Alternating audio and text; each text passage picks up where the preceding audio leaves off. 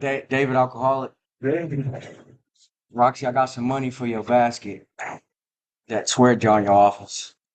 Don't trip. Um, all right. Uh I identify as an alcoholic because I worked the 12 steps of Alcoholics Anonymous out of the big book of Alcoholics Anonymous. I do drugs too. Um, when I'm at an NA meeting, I like to identify as an addict out of respect for the traditions. Um, I got a sponsor who knows he's my sponsor, who also has a sponsor. Um, I have worked the steps. I relapsed though, and I'm working them again. Uh, I was born in Anchorage, Alaska, to a Air Force father and a foreign mother. My mom's not even an American citizen; she's from England.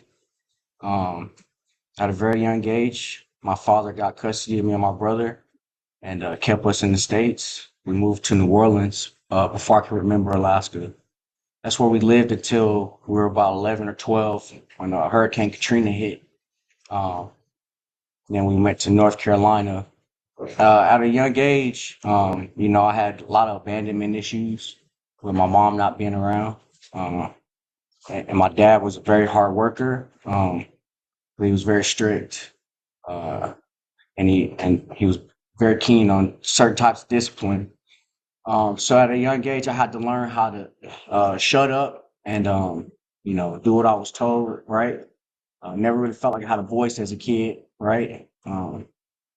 But seeing as my dad was always at work, when we out in the neighborhood doing whatever we wanted to do, it allowed me the freedom to like express in ways that I wasn't allowed to in the house.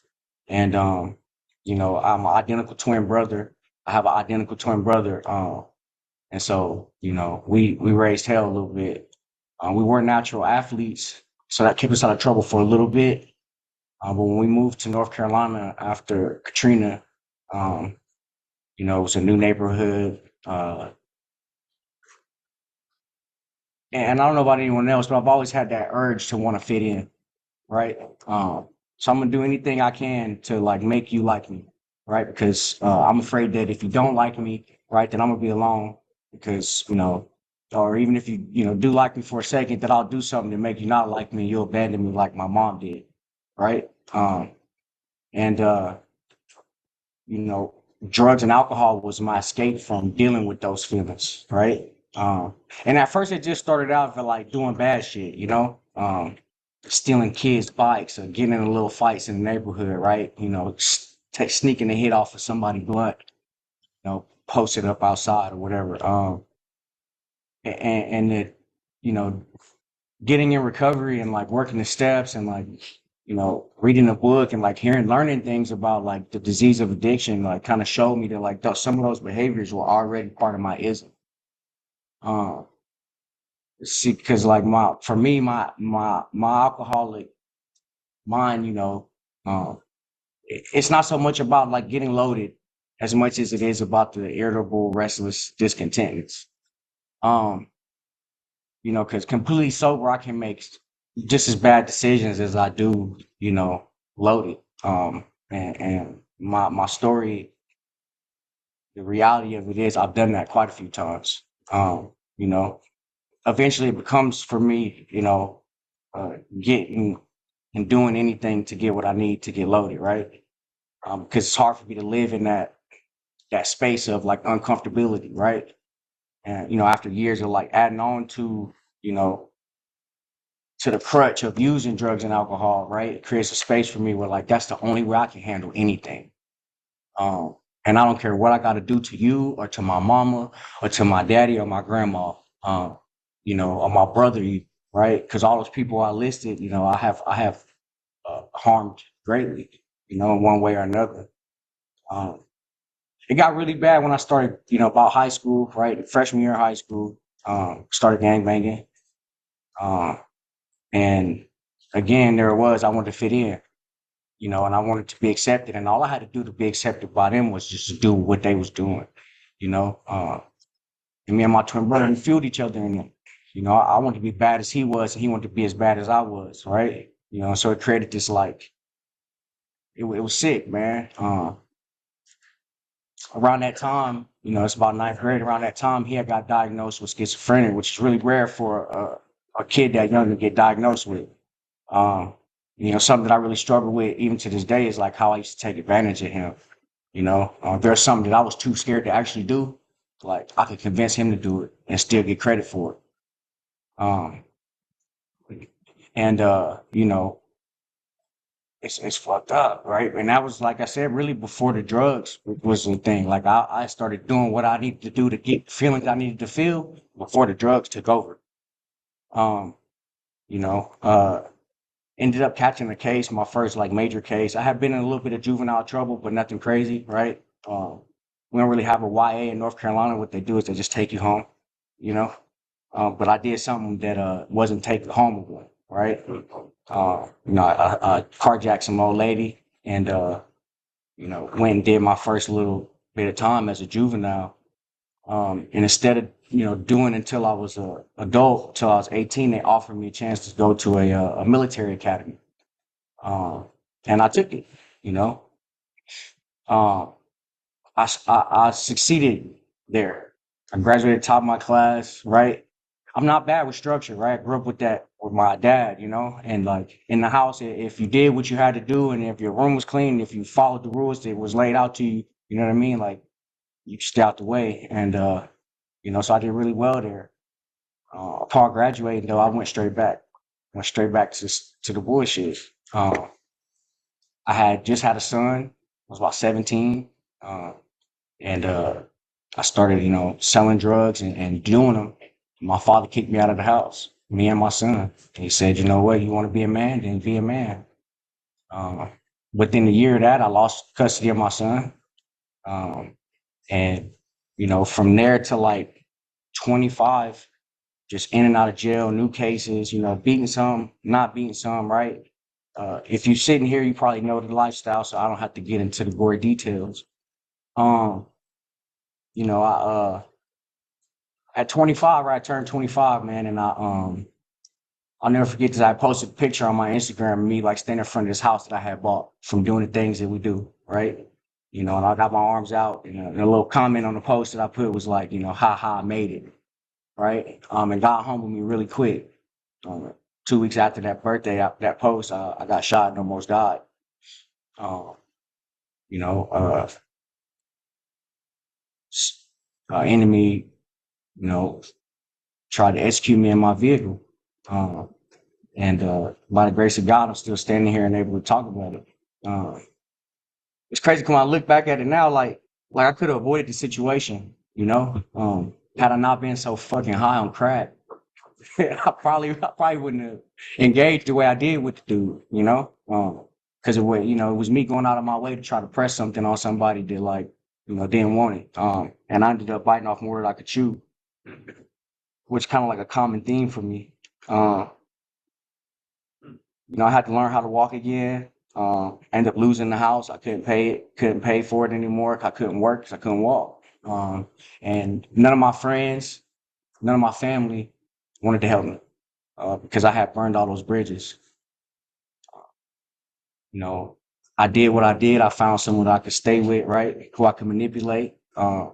And you know, I was able to like get back to health.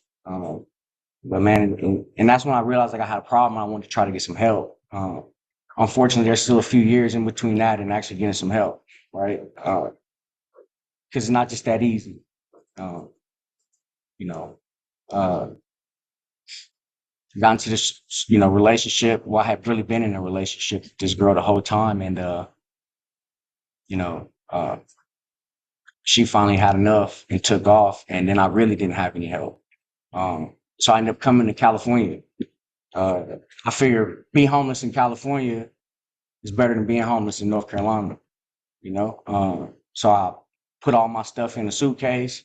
I had about $500, and I got on a Greyhound. And I don't know if anyone knows, but Greyhound take you straight to downtown LA Skid Row. And I didn't leave downtown LA Skid Row for another 2 years. Um, you know, I was eating out of trash cans. I was, wearing the same clothes. I didn't brush my teeth for 8 months straight. My family had put out a missing person report on me. They didn't even know I had come to California. Um, and my higher power did something for me that I couldn't do for myself, and he sent me to prison in California. And that saved my life, I believe. I truly do. When I got first, LA County sucks. What the fuck? Where you from? North Carolina. You know, right? I didn't understand what they were saying, right? I'm not, I'm from a hood, but I'm not from no hood out here. And I got a giant NC tatted on my chest. Yeah, and I'm not a blue flagger. So it became, it was tough at first, right? And I had to learn how to program out here, right? And that turned me into something a little different too, right? I always thought I had, I was that dude or whatever, but that motherfuckers don't jump for you if they don't know you. You know what I mean? And not to mention, half the time they didn't even know if I was Spanish or not. It's funny, but it's not. It's not. It's I mean, anyone's ever been in prison in California, riot cracks off, and you, yeah, yep. I learned to stay way in the back.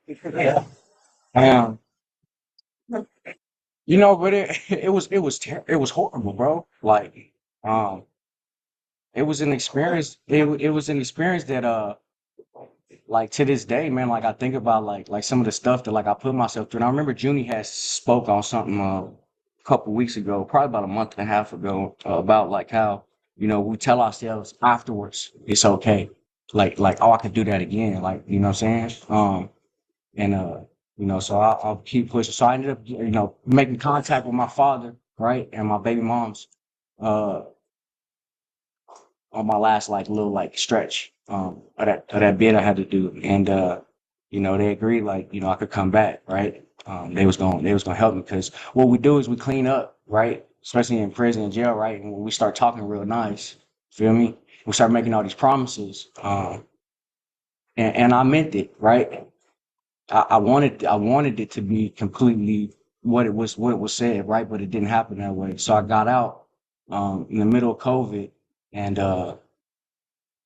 instead of checking in and transferring like I should have did, I just left and I said, "Fuck California, they gotta come get me if they want me." So within a year, I got back. I was doing well, man. I had stopped drugs, but I couldn't stop drinking. Um, I got a job, operate heavy equipment, right?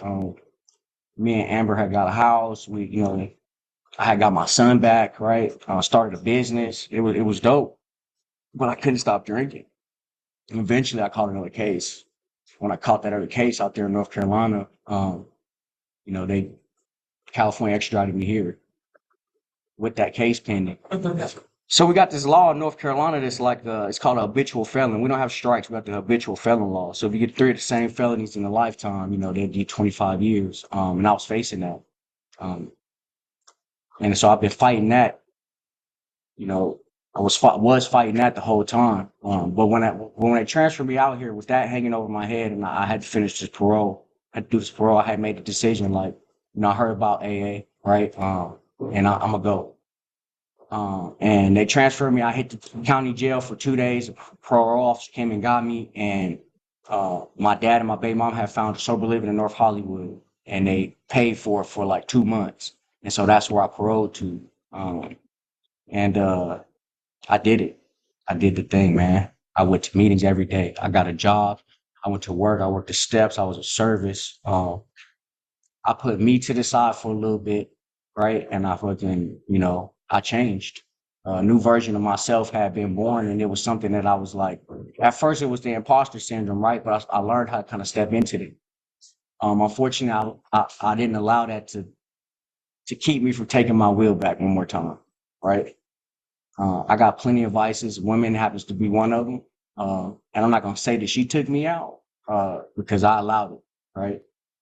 Against the advice of my sponsor and against the advice of all my home group members, I got to the point with them where I was like, "Oh, y'all hate it." Somebody tell you something about yourself, and you like, nah, you just mad because you ain't got it, right? Yup, thank you, sir. And it ended up getting loaded, and it happened like that. Like, and necessarily regret it, and I don't necessarily regret it because, yeah, yeah, I regret relapsing. Who wants to relapse, right? Especially after you get all these things back and you build a spiritual foundation and you finally find a connection with a power greater than yourself that's helping you, right? Um, but I got loaded and I needed that. Um, and I was able to, I went back to LA County, and they were trying to give me 8 years for this new beef that I caught while I was getting loaded for those 3 days. Which is nuts. I had become a drug and alcohol counselor. I was working at a private pay adolescent facility in Pasadena, right? But like I said, I got high, and when I get high, I like to commit crimes. And so I caught a case, and instead of giving me 8 years, they gave me Fred Brown. And the day before they came to pick me up from Fred Brown, my attorney in North Carolina called and said that 25 years was no longer on the table and that they had dropped all the cases. Um,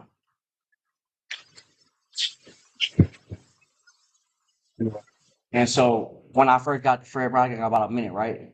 When I first got to Fred Brown, man, I was fucking. I had to go sit in Roxy and Chris's office. So the girls. Yep.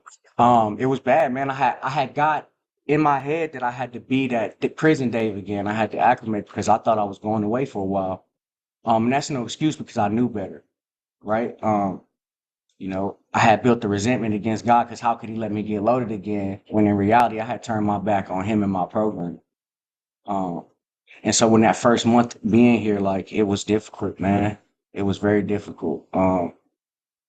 But I don't know, something happened, man. I'm grateful for Nancy. I'm grateful for Chris and my counselors and like really all the staff, man. Y'all didn't give up on me. Y'all saw little glimpses of the David who I had learned to become before, man. And y'all helped me. And working on those letters and stuff, it was a journey. It has been a journey, bro. But I learned to practice humility, right? Because just to say I'm humble is not being humble, right? And I still need to work on this one, but sometimes I learn how to shut the fuck up and not say what I feel like I need to say to you. Sometimes, right? Um, right. But all in all, like I said, I wouldn't change it because I'm so grateful for what I've been able to get out of Fred Brown in this program, man. I've graduated next week. You know,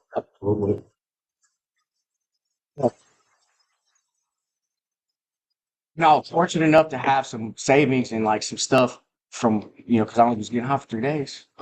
And but my sponsor wanted me to, take a little more time and like he don't want me to get a car right away. He don't want me to work right away. He want me to do these things and like I want to be like I'm a grown man, right? But like when I stopped listening to the people who helped laid the way for me the first time, I ended up in jail and loaded again. Uh, so I think that's my time. I appreciate y'all. Thanks.